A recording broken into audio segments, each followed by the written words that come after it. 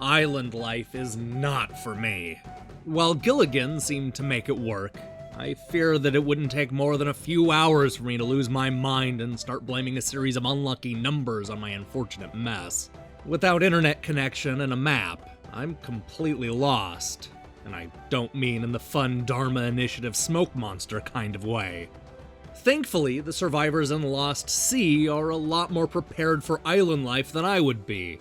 Our hero wakes up having been washed ashore, a little disoriented and vulnerable to the dangers of the jungle. But don't worry, the castaway knows how to wield a machete and convince fellow survivors to use their skills to jump from one island to the next in search for a way home. The result is an occasionally fun action game that drowns in repetition.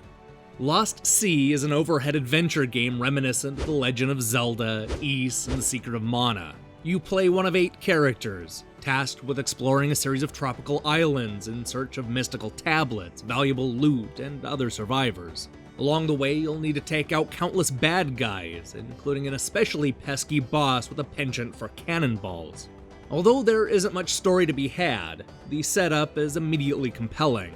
The jungle island is bright and colorful, filled with enemies that are as adorable as they are deadly.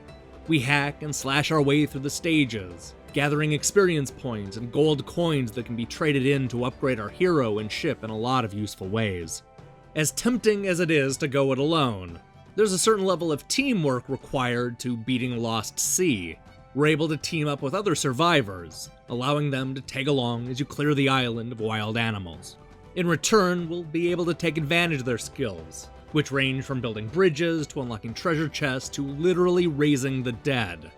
On top of having practical job skills, these computer-controlled characters are able to make our hero stronger and even gain more experience. You'll quickly realize that locating these stranded survivors is just as important as finding the tablet to advance the story, especially if it's the kind of person that can bring our hero back to life.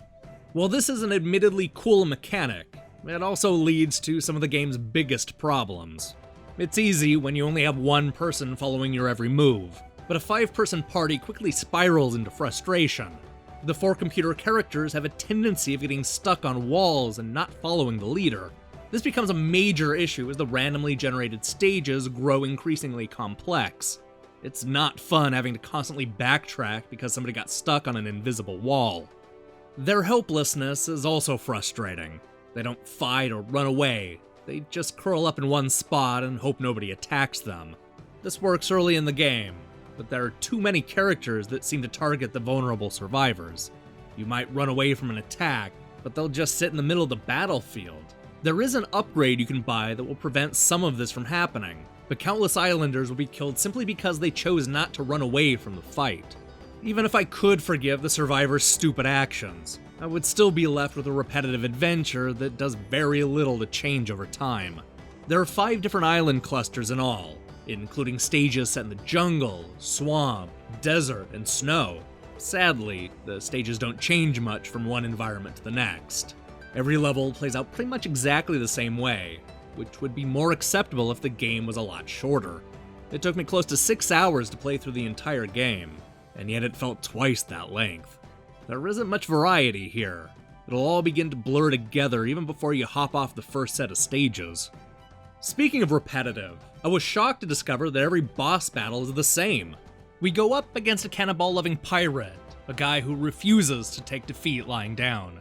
This fight is fun, albeit simple the first time around, but then you'll have to do it several more times. Sure, each of them is a little harder. That doesn't make up for the fact that they recycled the same boss a bunch of times. It's also worth mentioning that Lost Sea can be punishingly difficult at times. It's not that the challenge will ramp up over time, but rather that enemies will pop up out of nowhere and kill you without warning. This is made especially frustrating by the fact that dying means losing all of your skills and ship upgrades. The good news is that you can jump straight into later stages, but those are nearly impossible without the skills and upgrades. It's heartbreaking when 3 or 4 hours of progress is erased simply because of circumstances outside of your control. While I love the idea of island jumping and helping survivors, Lost Sea left me all wet. The gameplay is shallow and repetitive, something that is only made worse by the lengthy runtime. It's also frustrating. thanks to how the computer-controlled characters act both in and out of combat. It's not bad, but there aren't many compelling reasons to discover Lost Sea. Hey, thanks for watching our review. This is the second review we posted today, which usually is a sign we have a lot of content coming this week. It's only Tuesday, and we've already reviewed Pharaonic, Replica, and now Lost Sea. We're going to be following that up with a look at Energy Hook and Color Syndrome. Those sure have ominous names. Anyway, I recommend you click the subscribe button and support what we're doing here. Until then,